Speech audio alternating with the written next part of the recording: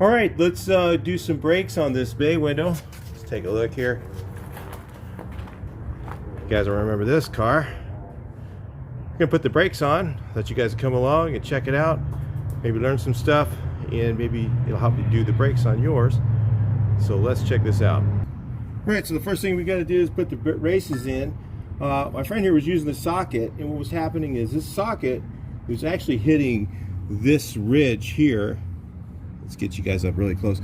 There's a ridge right here, and he didn't notice it, so he thought the races were all the way down, and they need to be, what you need to do is look inside. If you can see inside there, there's a little stop point inside here. The races have to be all the way down tight, or of course the brakes aren't going to work properly. You won't be able to assemble it more than likely. So what we have is this tool over here in the back. This is a race tool. They have, these are Harbor Freight tools, and you got to find the right one that fits. Okay, and then just go ahead and take this here, put that in there. We got our hammer, nice big 3-pound hammer or 4-pound hammer. And you'll feel it kind of bounce. So what I kind of do is I kind of twist this thing around a bit, kind of walk it around a little bit like that, to make sure that it's got all the way around the races in. So that one's in. Let's turn it over and get the other side. So it's nice to have a piece of cardboard like this too to work on. That's if you get one, you can use your old box and open it up. It just keeps it a little bit easier to get a little less bounce on there. So then we got to find the right one for this. So it's the smaller one right here, and you'll see you put this thing on here, put that on there like that. Same thing. We're going to knock it all the way down. Hear it. Nice and hard.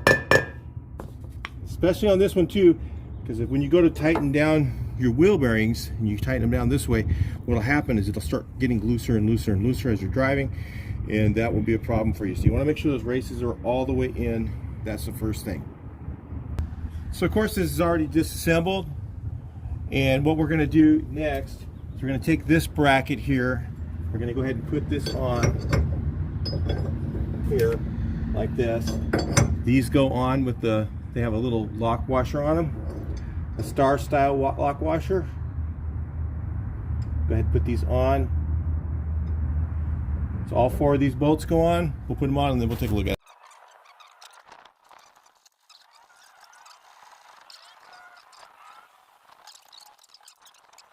Okay guys, let's see. The first thing we're going to do is do our wheel bearings.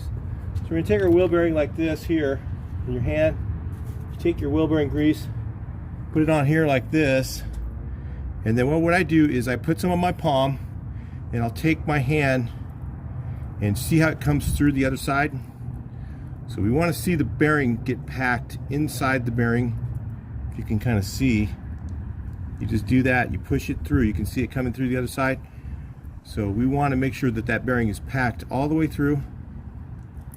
So we're going to make sure they're all done that way. So we got one done. And what I usually do is I'll take a little bit of grease and actually use my finger, and I'll just go around the outside. I like to have a lot of grease on the bearing. Can't go too much of that. So this side's ready. Going to drop our seal on. Make sure that this side is going to the inside, this part's to the outside. See how that doesn't have a groove? That's your seal surfaces on the outside. So we're going to go ahead and tap those in, and I'll bring you guys right back in. Alright, so we're going to use our same race tool. We're going to use this, the larger one here. One of the larger ones. They need to be exact size. And we can either just tap on this, or tap, you can put the snout on it, however you want to do it. We just want to tap it down to be flush with the top of this thing here. Okay, so it needs to be flush with the top of that. And we're going to go ahead and wipe off all the grease around this side. Check it again. I can see a little high spot there. I can with the hammer a little bit, kind of knock it down so that it's nice and even, straight, like this part right here. Get you guys down nice and close so you can see, or even closer. How about that? So you can see right here, it's nice and flush, and we're ready to put this side on. Right after we do this, I brought some brake cleaner. We're going to go ahead and remove the Cosmoline from the rotor, just from the brake pad surface. So I remove all the Cosmoline like that. Give it a quick removal, make sure my hands are clean, which I just did a minute ago. And I'm going to go ahead and set the rotor in place like this. Sometimes they're a little tight, sometimes you have to kind of beat them on a little bit, but just with your hands or your palms. So now this is where we're at right now. So the same thing we're going to do on this bearing for the other side is to put the grease in. And I'll bring you guys back. Then I'm going to go ahead and do the same thing. We're going to grease the wheel bearing. I'm going to push the grease inside the wheel bearing like this. Scrape it on your hand. Put it all the way in the wheel bearing so you can see it coming through the other side. And again, I take my finger, I make sure I've got it lots of nice grease on this end. Put this on. We're going to put on our thrust washer. This is your thrust washer. It should have a groove in it like that. Put that on. For the driver's side, I believe it's left-hand threads. So we're going to run this backwards like that, all the way in. The next part is kind of by feel. So when you tighten this part up, we want to spin the wheel, and I'll kind of show you how that works in just a second. All right, so now since I've got this on, what we're going to do is I'm going to go ahead and watch yourself there. I'm going to go ahead and spray off this side of the rotor.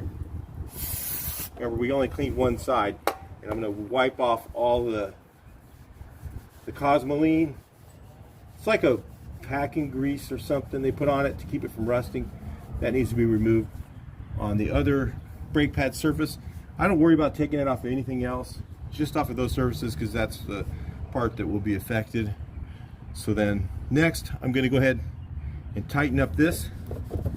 So if we've got our wrench here, this time we're going to use a crescent wrench. A lot of times I'll use a pair of just channel locks, and I'll run this down, and I'll do it. I can feel a little bit of resistance right there. You can see the wrench is starting to stop. I'll back it off, spin the wheel, and then I feel it right to where the wheel has just a little bit of resistance. So you can see when I spin it, there's just a little bit of resistance. That's the grease actually slowing the wheel down, not the wheel bearing. You don't want it too tight, so that's all a feel thing. And there's not really a torque spec for that. So I just run it to right there. Shouldn't be any looseness, okay? But just that point where it just starts to resist just a little bit, stop, and that's where I tighten it up. That's how I do it. You do it how you want. You do it, of course, at your own risk. And you can, you know, this takes practice. So now what we're going to do is tighten up this thing. If you're doing a split window, you're going to have the two nuts that go together, and you go ahead and tighten those together. It's very much the same. In fact, the same brakes go on both. All right, so the next thing is, since we've got that ready, we're going to go ahead and put on our grease cap. Let's get that, if we got it. All right, so you gotta remember you have your speedometer cable right here. It gets a little bit tricky sometimes to make sure that goes through the hole. Sometimes I'll just pull them out a little bit and then look at it and make sure it goes through the hole.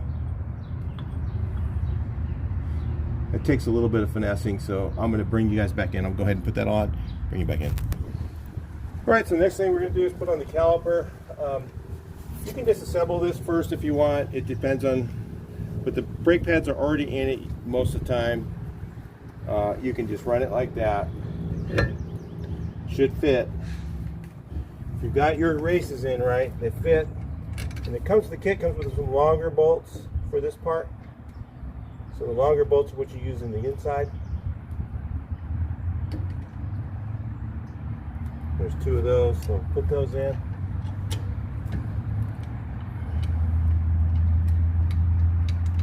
They're the same threads as the other ones, but you'll notice the other ones are way too short. Okay, these are ready to go. Tighten them down. Those will be on. We're gonna have to come back into this. Sometimes what I do is I'll put the speedometer cable, I'll pull it out and I'll put it through the hole and I'll put the clip on, and then I'll pull the speedometer cable back. So sometimes your speedometer cable gets stuck in that hole. It should be able to move freely. And on this one, we may end up having to replace the speedometer cable. Sometimes you can pull the cable out and pull the skin off of it and put it back in. We'll do that off camera, so you may or may not have that problem on yours. So getting this cap on, usually I'll put the speedometer cable through the hole, put the clip on, and then put the cap on. So that's how I usually do it. All right, we'll tighten these up. We should be good on this side except for the brake line. Let's get it done. All right, so the next thing we do is we take out our little plastic clip behind here. I'm gonna go ahead and put this in. This end here goes in.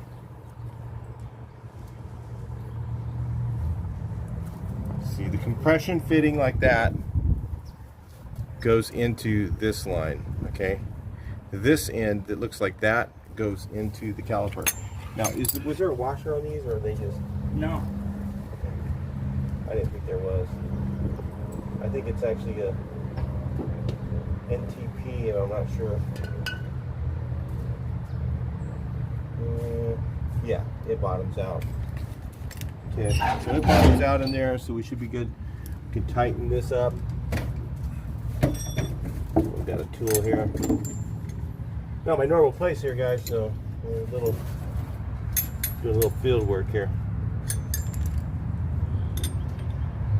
So this one gets tightened up. Okay, put our line on here.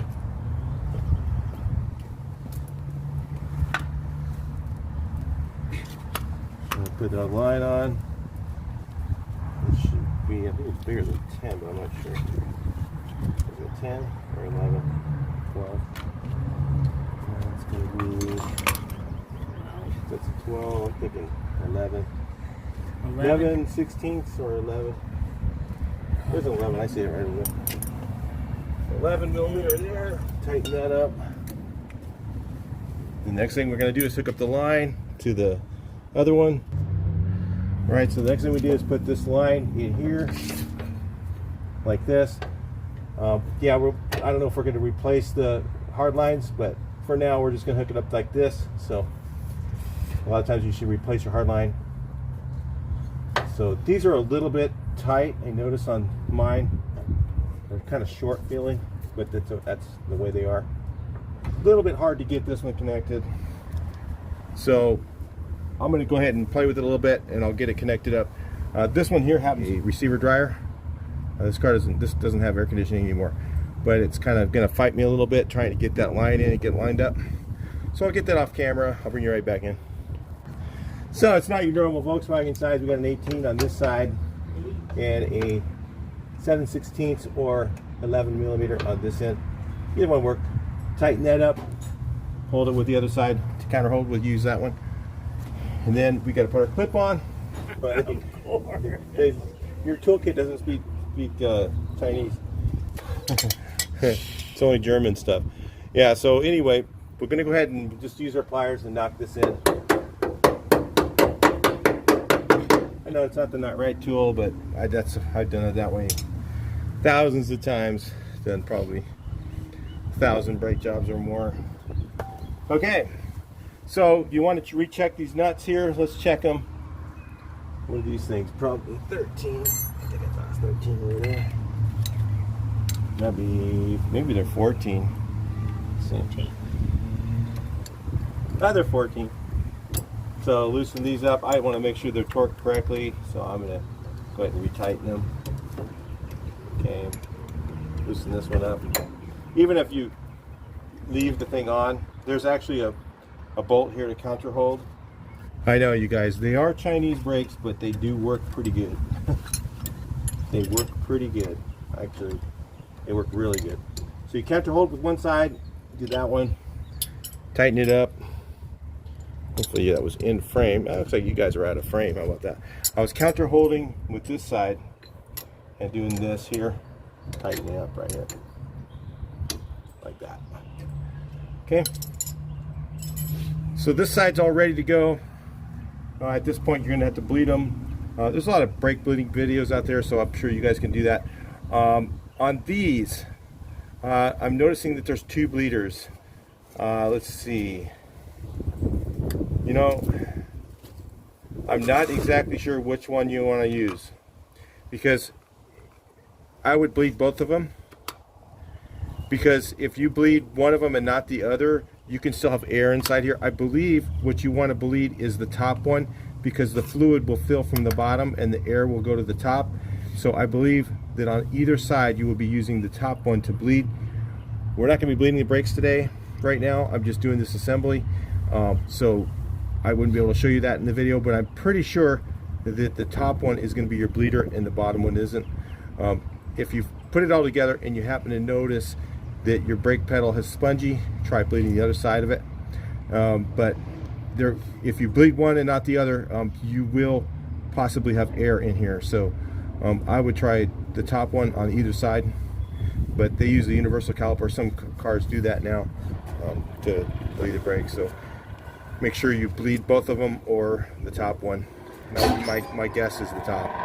So anyway, I'll talk to you in the next video. Please like, share, and subscribe. Hopefully that helped you. And enjoy your new disc brakes on your bus.